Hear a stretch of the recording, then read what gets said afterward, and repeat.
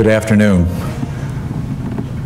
It's my pleasure today to have the opportunity to welcome you to this important regional forum on the challenges of globalization for research and development, and particularly for the research and development leadership of the United States in the world economy.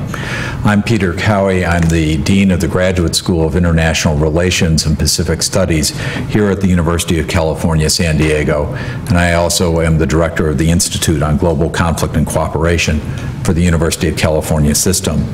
Today's event is being sponsored by the San Diego Science and Technology Council, which in itself is a network of important science and technology organizations in this region dedicated to thinking about the ways in which our leadership and service in the fields of science and technology can continue in the future. This particular session today is the beginning of a series of meetings and presentations on the challenges of globalization for the future of American scientific and technology leadership. It's our objective to bring together opinion makers and analysts in order to have a stronger understanding of the fundamentals driving globalization and the challenges for American science and technology, and understanding the impact on the global welfare as a whole. For 50 years now, leadership in science and technology has been synonymous with American leadership in the world. And the issue that we face today is the possibility that that leadership may be eroding rapidly in light of many competitive challenges, but perhaps no challenge is more dramatic in its scale and in its symbolic importance than that of China as it moves to become a science and technology power of the first tier. The same concerns about these issues have motivated the National Intelligence Council of the United States to pay special attention to these challenges in the coming years. Today, it's our pleasure to have with us a leader in understanding science and technology achievements and policies in China, and an expert on science and technology policy in the United States. Our guest today is Dr. Peter Suttmeyer, who is professor of political science at the University of Oregon. Before that, he led that university's Center on Asian Pacific Studies, and he has for many years been one of the leaders in thinking through the impact of science and technology policy, not just in China, but in Japan and the United States. He advises many organizations and governments around the world on this subject. He serves on the Department of Commerce's Coordinating Committee for Scientific and Technological Exchanges with China. He is a consultant to the World Bank and the UN Development Program, and he at one time was also the leader of an important study done by the Office of Technology Assessment on China and technology. Today, Dr. Suttmeyer is going to be exploring with us a number of the questions about China and its technology policy and its achievements. We're very lucky he can be with us today. Now, the ground rules for this session are very simple. Dr. Suttmeyer will lead on with his discussion and remarks, and then afterwards we'll move to questions and answers, and we will close by no later than 20 after 6. Thanks very much for being with us today.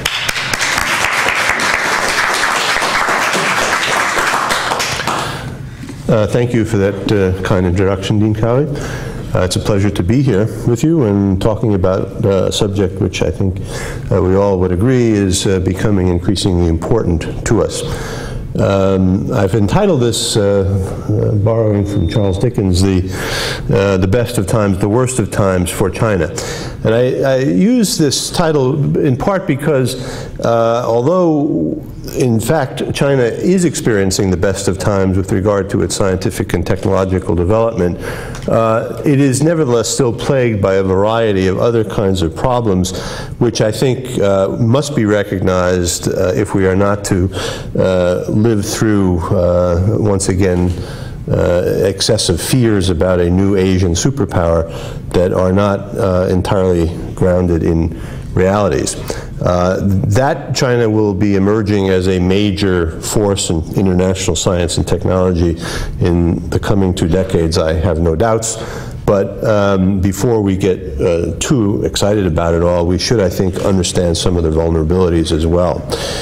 I want to just take a very brief note to remind us the fact that what we're seeing now is a result of a long, long evolution. And in particular, we have to kind of always remember the extent to which the Chinese in the 1950s made major commitments to scientific and technological development, spending, for instance, well over 2 to 3% of GDP on research and development during this period. Very, very significant expansion. But of course, as we know, this trajectory was kind of interrupted by the Cultural Revolution. The whole scientific enterprise got very reoriented towards the military, and in many ways China wound up at the end of the Maoist era with a very disappointing and troubled system for innovation, for research and innovation. That then led to an attempt to reconstruct the pre-Cultural Revolution system roughly in the 1978 period. And that old period that was being reconstructed was characterized basically by 5 main segments of a kind of national innovation system, if you will. The Chinese Academy of Sciences, industrial ministries, universities, which were relatively weak in terms of research at the time, local government institutes, and institutes under the defense sector. That model then was what China sort of started the post-Mao era with in 1978. It wasn't too long, however, before it was recognized that some big changes had to occur. This, I think, was a result very much of expanded contact with the international system, in particular with a recognition that universities in the West, in the OECD world, if you will, played a much more important role than they did in the Chinese case, and in particular, corporations, industrial enterprises did, and I'll come back to that question. As a result, we began to see in 1985 the initiation of significant reforms in this whole system, reforms that continue to this day. The critical elements, I think, of the science and technology strategy in the early days included some of the following. First, a very, very aggressive approach to the acquisition of foreign technology. This came after years and years of the Maoist system where there was virtually no foreign technology coming into China. This took a variety of forms, beginning initially with lots of attention to hardware purchases, licensing, sort of stuff at a distance. Gradually then increasing forms of technology transfer associated with foreign direct investment, a growing appreciation of the sort of human embodiment of technology as a transfer mechanism. That emphasis on foreign technology came ironically at the same time that there were very significant changes in the R&D budgets for China's institutes, and these were cut very dramatically as part of the reform effort. No time to really go deeply into that, but in these early years we saw a very, very significant reduction in that. Higher education and universities became objects for major reform and revitalization. In this early period, the Chinese began to realize the importance of peer review, and with inspiration from the U.S. National Science Foundation, established their own National Science Foundation.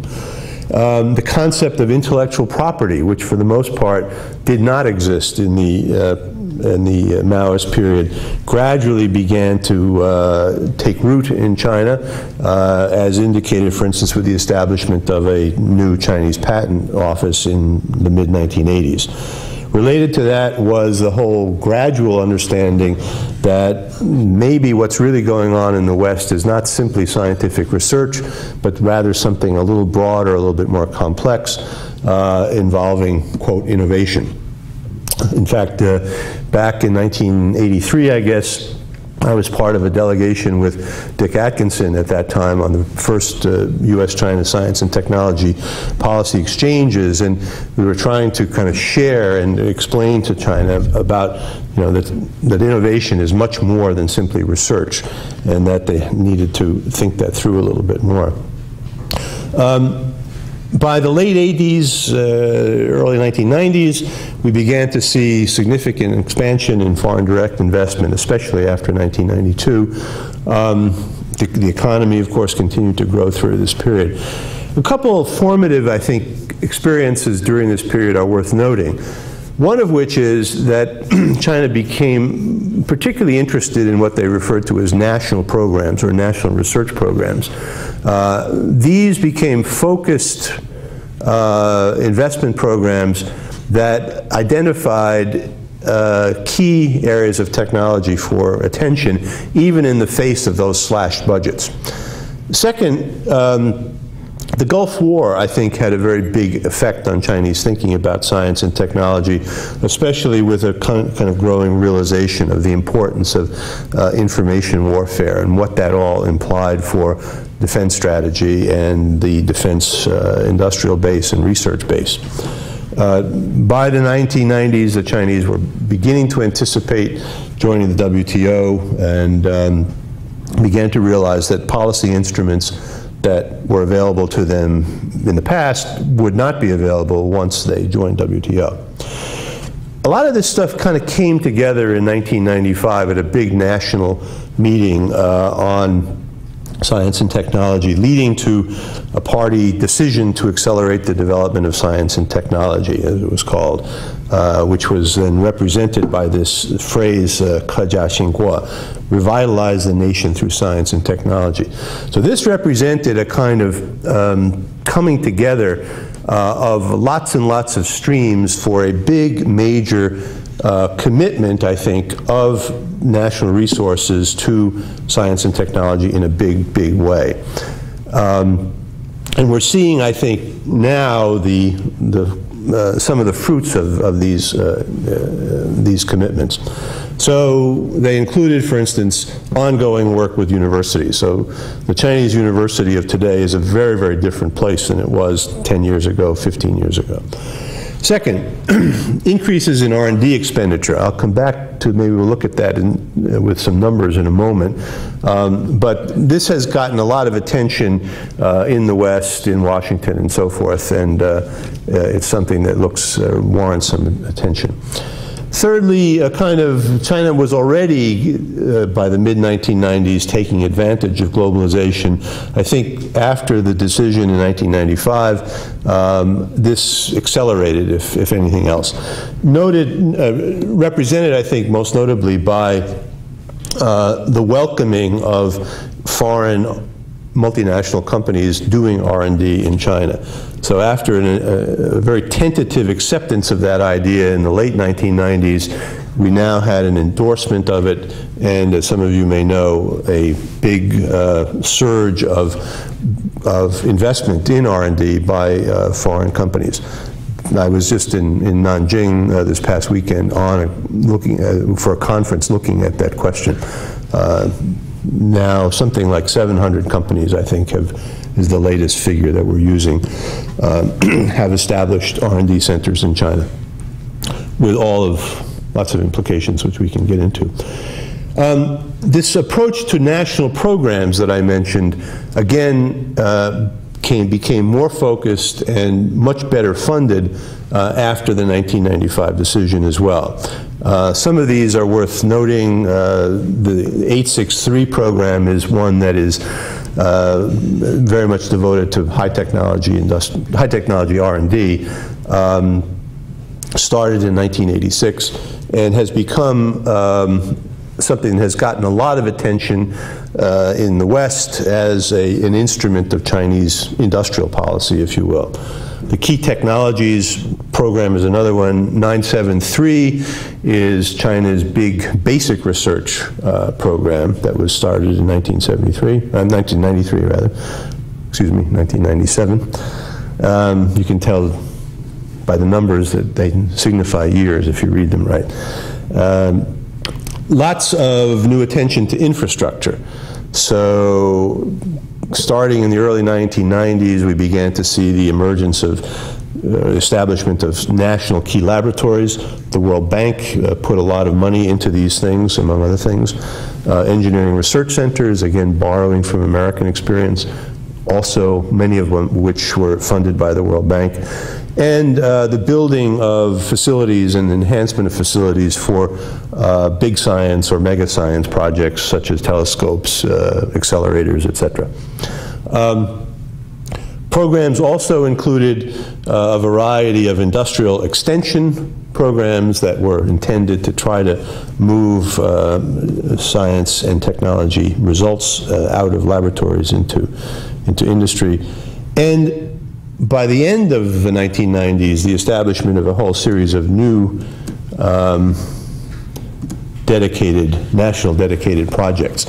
And in this the 5-year plan that just is ending now, the 2001,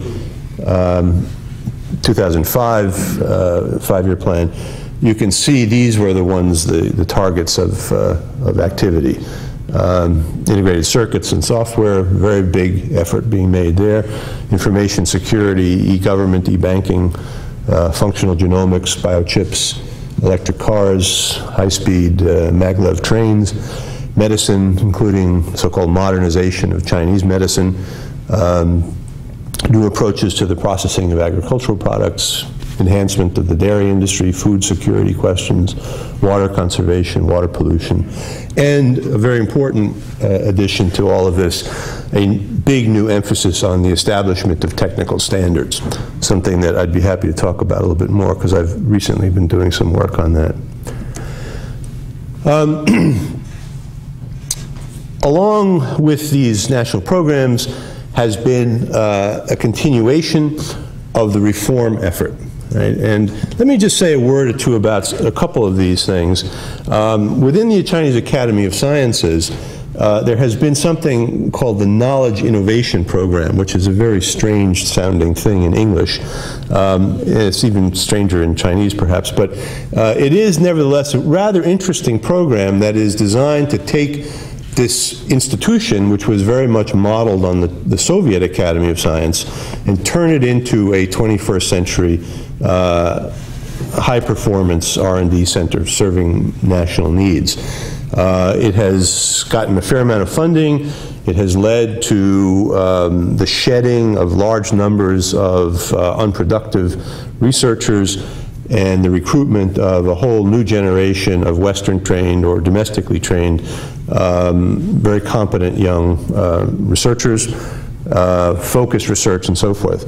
I've been doing a little consulting with the Academy on this and have been visiting, again, last week was visiting some of the research institutes and can see really some remarkable kinds of studies. And some issues that still remain, however, but a very, very big change in, again, trying to take this legacy from the past and make it into something that's going to serve China's 21st century needs.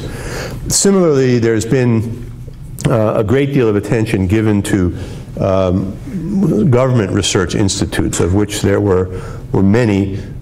These, again, are legacies from the Soviet-inspired system of the past, trying to figure out what you do with them. They are repositories of good facilities, lots and lots of talent, but they were kind of dissociated from the economy.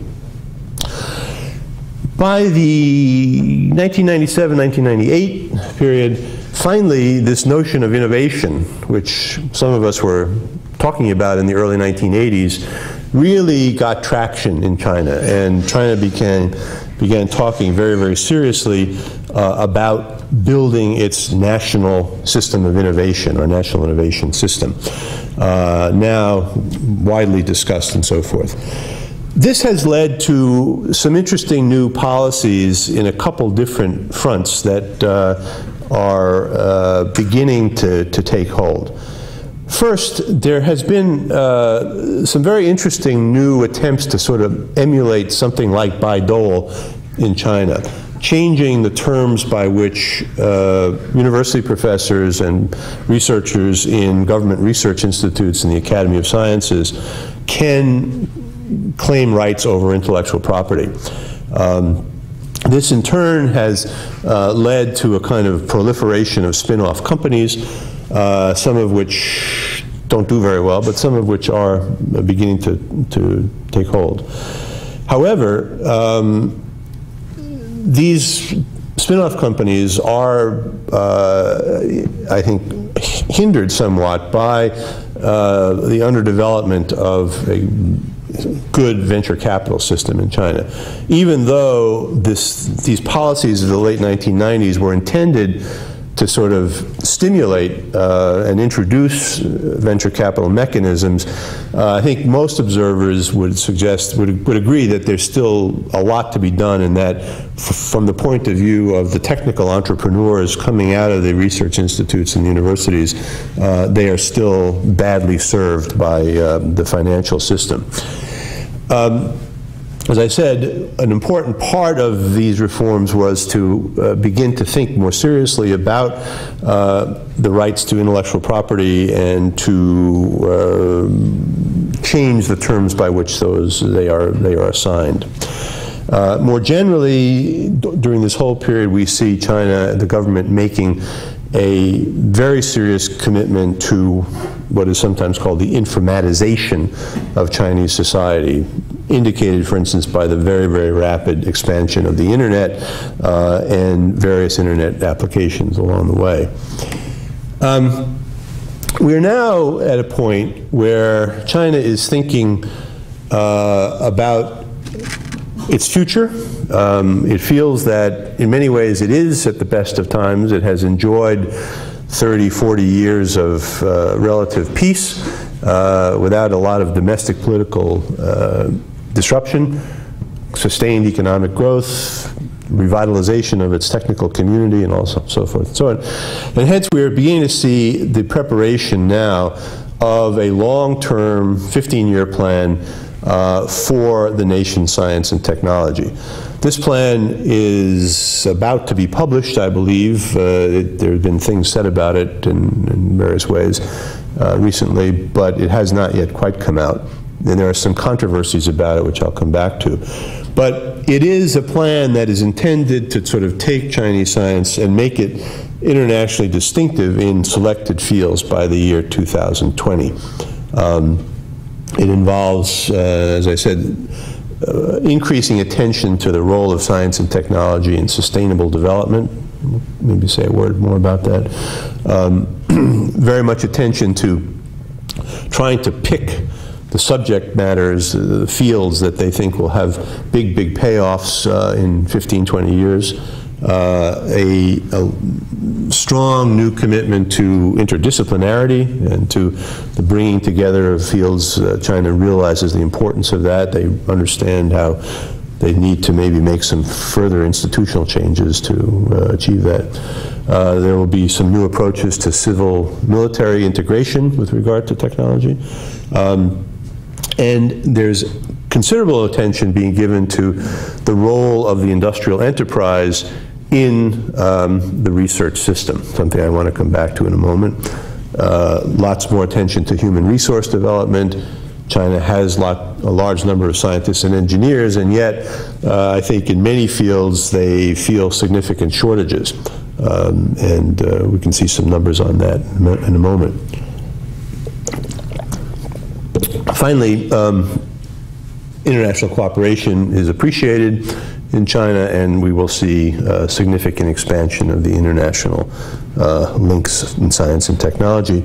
And I think people talk about China's increased R&D expenditures rising somewhere to this sort of 2 to 2.5% of GDP by the end of the planning period. This is, I think, this plan is going to have a big effect on the system, and it will be worth observing, I think, in some detail. Let me take a minute or two just to go through some figures that give you a sense of the changes that I'm talking about here. These are from a, I guess the latest would be the 2004 indicator report that is produced by the Science and Technology Ministry. But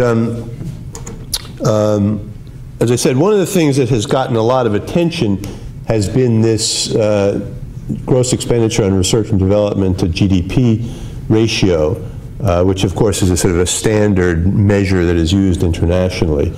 Back in the mid-1990s, this stood at actually less than 0.7%. I was part of an international team in 1995 that did a kind of OECD type review of the Chinese system for the Chinese government. And at that time, it was about 0.5, and the Chinese were talking about reaching something like 1.5% by 2000. Well, they didn't quite make that, but nevertheless, you can see that the real annual growth during this 1998 to 2003 period has been pretty impressive, and as a result, the absolute amounts have also increased. So that we are beginning to see China as a spender now, after all these years of focusing on imported technology, now doing much more indigenous R&D. Here we have it in current prices and constant prices. I want to just say a word about this chart, if you can read it here. This is the sectoral distribution of research and development. And what you see is one of the big puzzles about the current situation.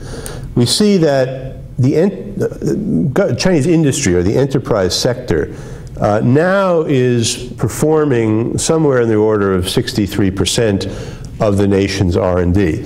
This is a very significant change from what it had been just about 7 or 8 years ago, when that sector would have been only 35 to 40%. And I want to emphasize why this is so important, I think, and we'll come back to it. The question is, I think that the Chinese have looked around at the OECD countries and they have seen that it is the industrial enterprise, the industrial corporation, which seems to be the center of technological innovation in the OECD economies. They have adopted a series of policies to try to make that happen in China as well. That has come at the expense of this sector here, the R&D Institute, the Government Research Institute sector. So in that sense, kind of a big change.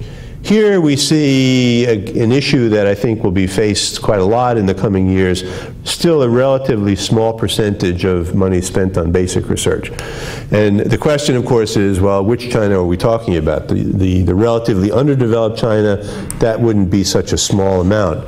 But the high-tech China, the China that aspires to be at the international frontier in 2020, is probably not spending enough. So there's quite a big debate going on about all of that in China at the moment. Here you get a sense of R&D expenditures as a percentage of value added in selected industries. And this is where we begin to get into some of the puzzles. So look at, as a whole, high-tech industries as a whole, really not so terribly much. Aircraft and spacecraft is the leader in this particular measure. But in others, we see that Chinese industry, by international comparisons, is really not spending so much. And this tends to produce part of the puzzle about how do we explain that very significant growth in industrial expenditures on R&D. Here we have China compared with selected countries on this GERD GDP measure. You can see that compared with most OECD countries, China is still a ways behind. Japan has kicked up its expenditures quite a lot recently. The US is down in here. India and Brazil are way down here. So if those are the comparable countries, then China is doing reasonably well. Russia, of course, fell way down in the early 1990s, but is, I think, beginning to move up again. This just shows, again, the sectors of performance. Here we see the government research institute sector still fairly large in China compared to most of the OECD comparators, but where, again, we see this very significant increase in the enterprises. The question of technical personnel, human resources, gets a lot of attention in Washington and in universities and in companies and so forth. It's a very, very big and important question. Not surprisingly, because we see that China has a lot of scientists and engineers, right? In fact, arguably it has the largest number of any in the world at the moment, although the US probably is close to it. However, when we then look at the question of R&D personnel per 10,000 labor force, we're looking at, this is the China, the underdeveloped China, right, that is down there probably with India. But the absolute numbers are very, very significant. And as I said, there's, I think, considerable opinion that even though those absolute numbers are high, the demand is going to grow very, very quickly. So, for instance, at this conference last weekend in Nanjing, the representatives from multinational corporations almost unanimously would say one of their biggest problems is finding good people, even though that's one of the reasons they go to China in the first place. Here we have patent data. We could maybe come back to this at some point if you wanted to, but what it indicates, I think, is a significant increase in patenting activity more generally, although when all is said and done, not as much with regard to really quality patents, namely the invention patents that you see here. Patent applications, again, indicating very significant rises here.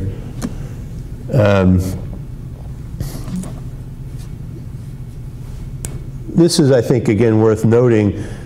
This refers to the patent applications and patent granted by the State Intellectual Property Office by sector. So if we look at this, we can see the applications from the universities and the research institutes are well below the enterprises, right? But then if we look at the ratio of the application to the patents granted, we can see that the enterprises don't do all that well.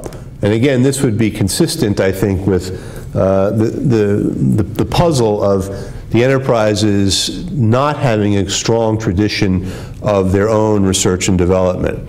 Again, coming very much out of the Soviet system. In the Soviet system, R&D tended to be centralized in government research institutes. So China is attempting to change that. There's undoubtedly lots and lots of change going on, but it still is perhaps not as much as it might seem. Publications, worth noting here. Again, reflecting the very significant increases in expenditure, I would say, plus the accumulated effects of institutional reform over 20 years, so that we now see very significant increases, both in terms of domestic publications, but then more importantly, in international publications cataloged by SCI and others. This has had the effect now of putting China, in terms of professional papers, in a fairly respectable company in terms of the world's comparison. So that in all of them, China now ranks 5th in the SCI papers, 6th. In the engineering index alone, I think China is more like 3rd, if I recall. Another indicator of performance people use is the high-tech trade issue.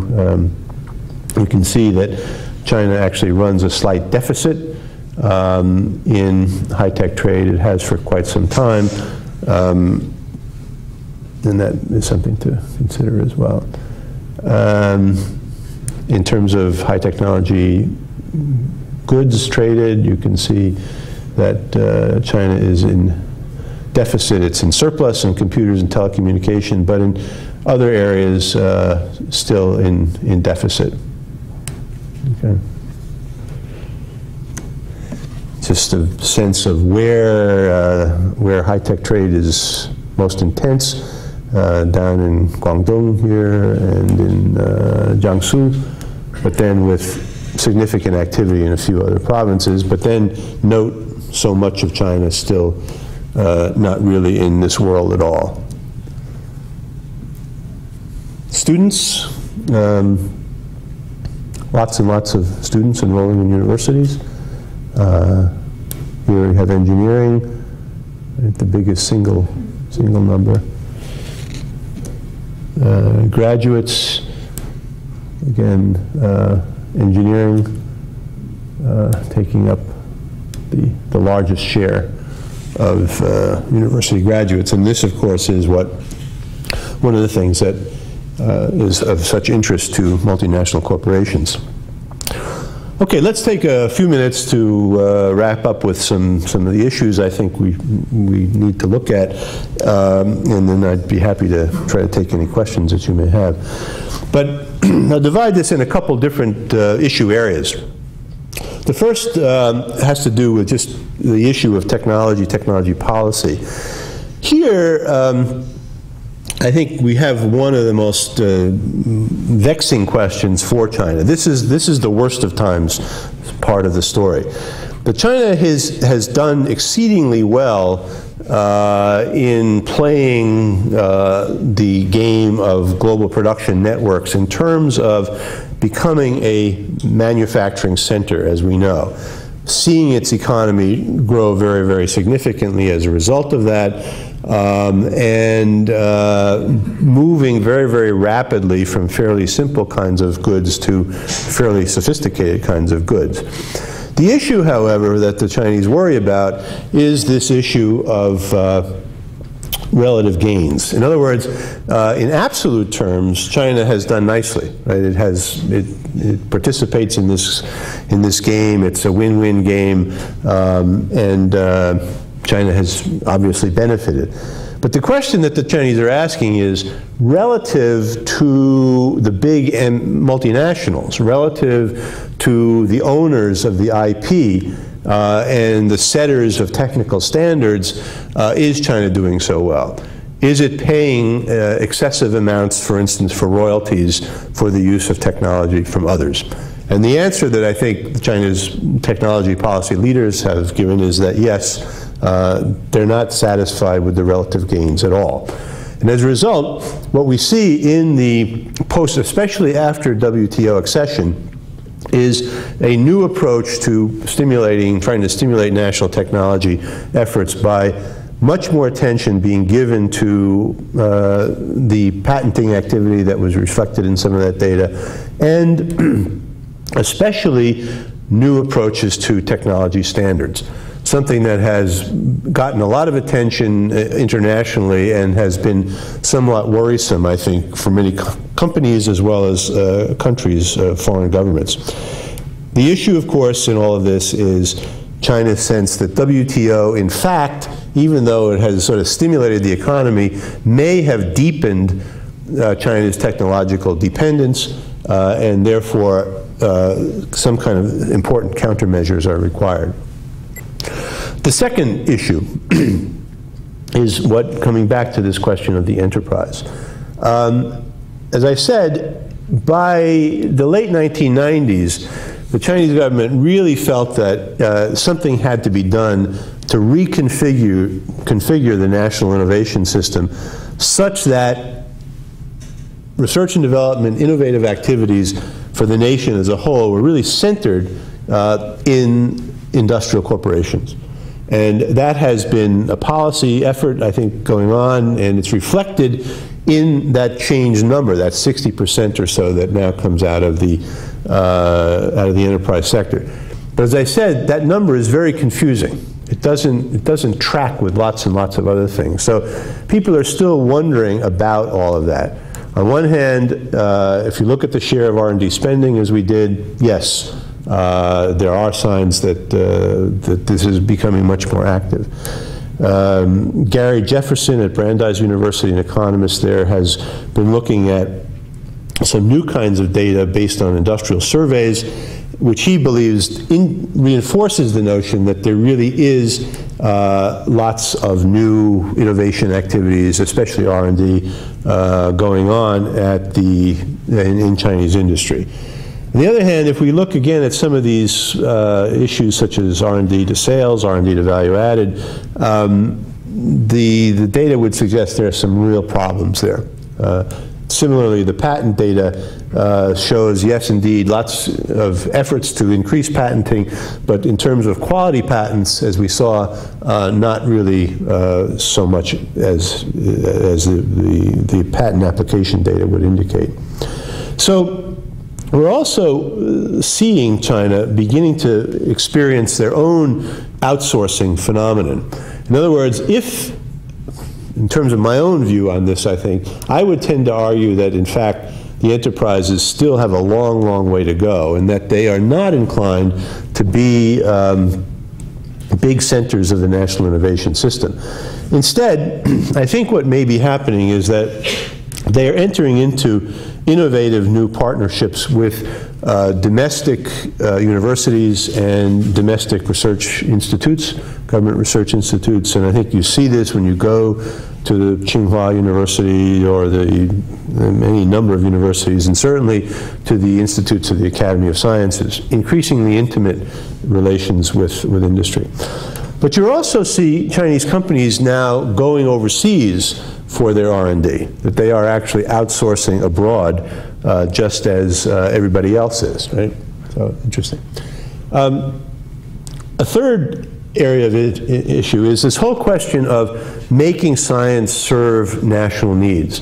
This particular leadership, I think, in China is taking some of the social costs of modernization very, very carefully, seriously, excuse me. They are concerned about environmental problems. They are concerned about the future of Chinese agriculture. And of course, SARS brought home to them some of the real weaknesses of the domestic health system, including the scientific base for that health system. So you're beginning to get lots and lots of new attention to all of this. You could throw in energy in there as well. And calling attention again to the kinds of institutional arrangements that are necessary. All countries, I think, have problems in successful innovation and delivery of knowledge in the area of sort of these public goods, and I think China will have that as well. There are questions about the transfer mechanisms, regulatory affairs, and again, I think, as with other countries, ethical issues with regard to GMOs, with regard to areas of biomedical research are likely to be on the agenda, also calling attention to public understanding as well. In terms of basic research, no question that this is going to increase. The long-term plan that I mentioned earlier on makes provision for it. How big it's going to get remains to be seen. Part of the question, of course, then becomes how good is it? So I think many people in the Chinese basic research basic research community are asking questions about creativity, and that in turn goes back to the nature of the education system and whether or not, in spite of all of the educational reforms, the educational system is, whether it is or is not, really stimulating the kind of truly creative research that China would hope to see, I think, coming along. Also related to all of this is the ways in which basic research is being evaluated and the basic integrity of the scientific community. China has now, since introducing a National Science Foundation in the 80s, has paid a lot of attention to peer review. But I think most observers would admit that peer review in China doesn't work quite the way it does in the United States, even with all our problems with peer review as well. And there are some very significant questions about whether or not various peer review mechanisms in China work as advertised, which in turn calls attention to issues of fraud and plagiarism and other problems that have surfaced in the basic research area as well in the last 10 years. Then, of course, there is this planning debate question which surrounds the long-term plan. And I've almost finished here so we can have some discussion. But a couple of very interesting issues, I think. This,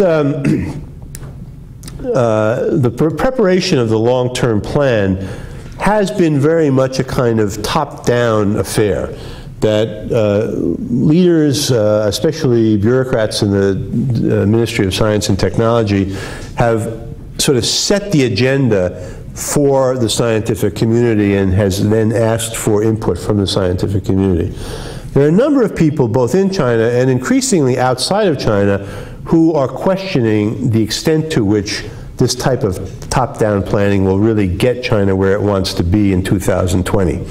They are arguing instead that there's a need for much more investigator-initiated research, much less government interference.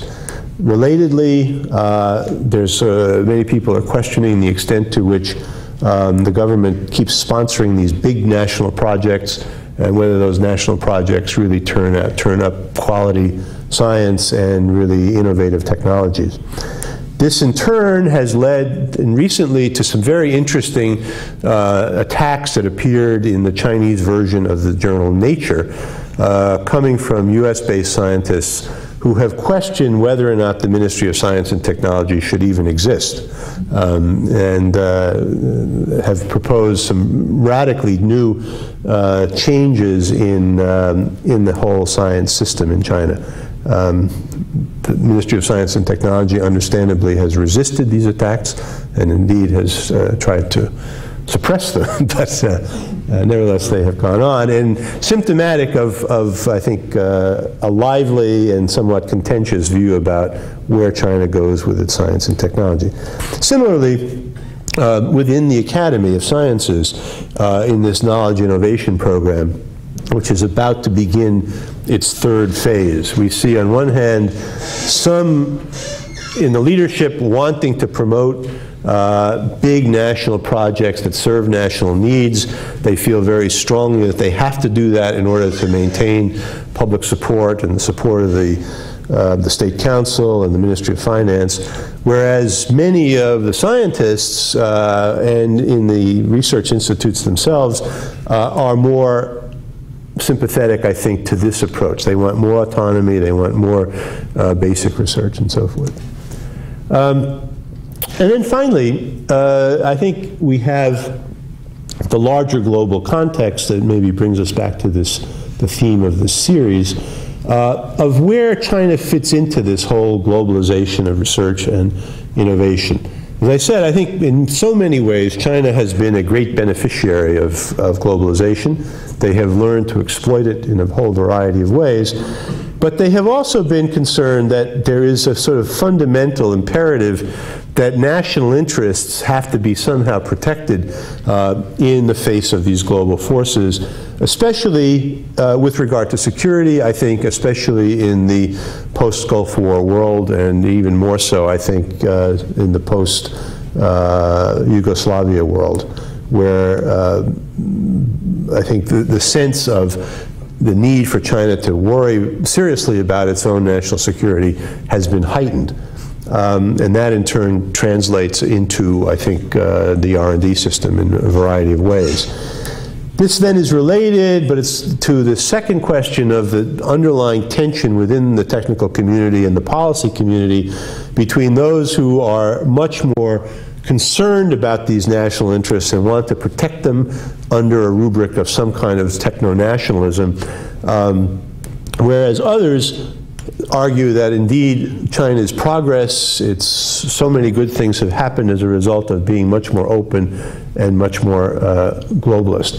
So I think we will see going forward in the next, especially in connection with this long-term plan, an ongoing tension between these two streams of thought within China and the actual outcomes, I think, will be a variety of compromises going on. But we will see both.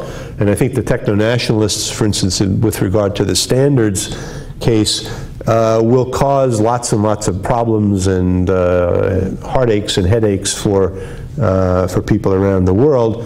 On the other hand, we shouldn't be too convinced that China is uniformly and unanimously techno-nationalist. It certainly isn't. There are, I think, in the policy world, within the scientific community itself, many people who will understand the importance of active international cooperation.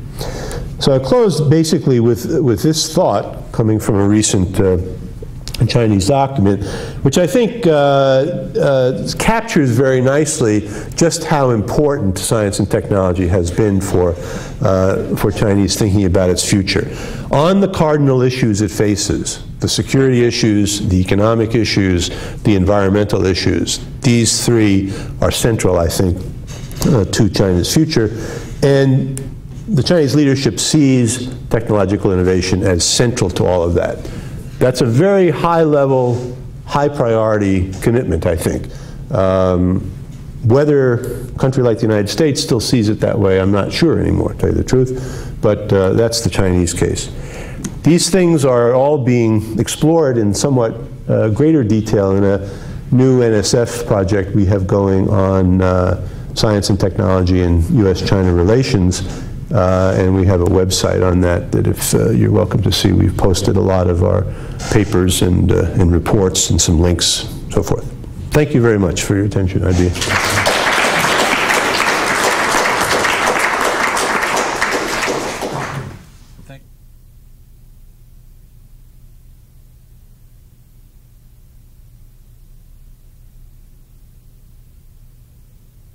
What I think is happening in China grows out of this very distinctive experience where you have sort of relatively weak traditions of research and innovation in industry and big concentrations of effort in especially government research institutes, more recently in universities. That's the institutional legacy. Now, the reforms have tried to change that, but I think the change has only gone so far.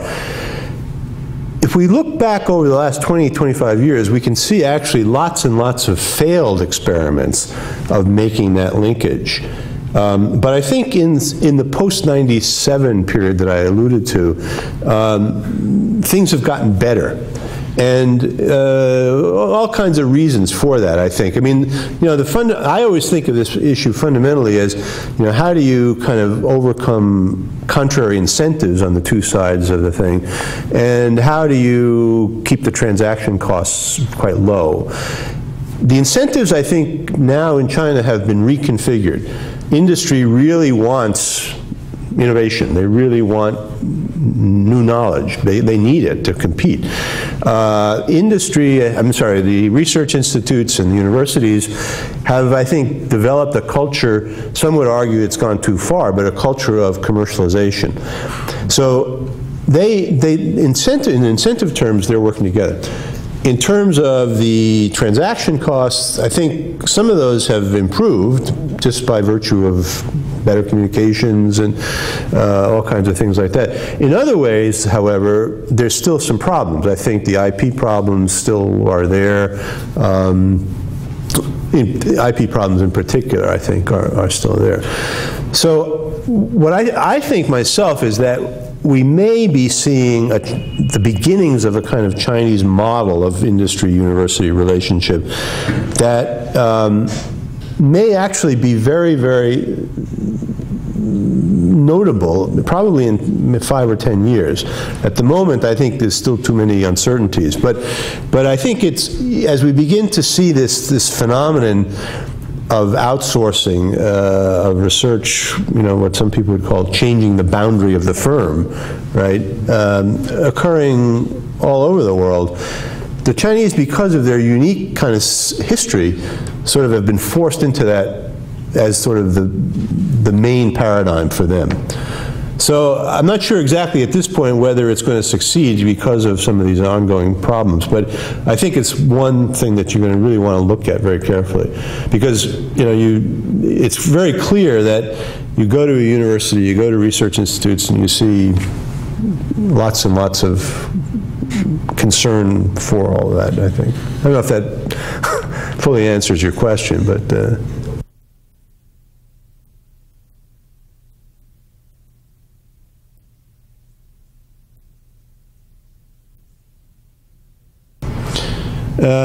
I haven't done any kind of systematic study of that, but the sort of the word on the street, I think, that you hear over and over again is that there seems to be a kind of a pecking order, that the best, the creme de la creme, come to the United States or somewhere else. Now they're going elsewhere because we don't let them in, we don't give them visas, so they're going somewhere else. The second best go then to the Chinese premier institutions, and then the third go to the second tier institutions, kind of stuff. That's kind of I think what the sort of word on the street. Now, that has implications, I think, for, again, going back to this overall question of a human resource strategy.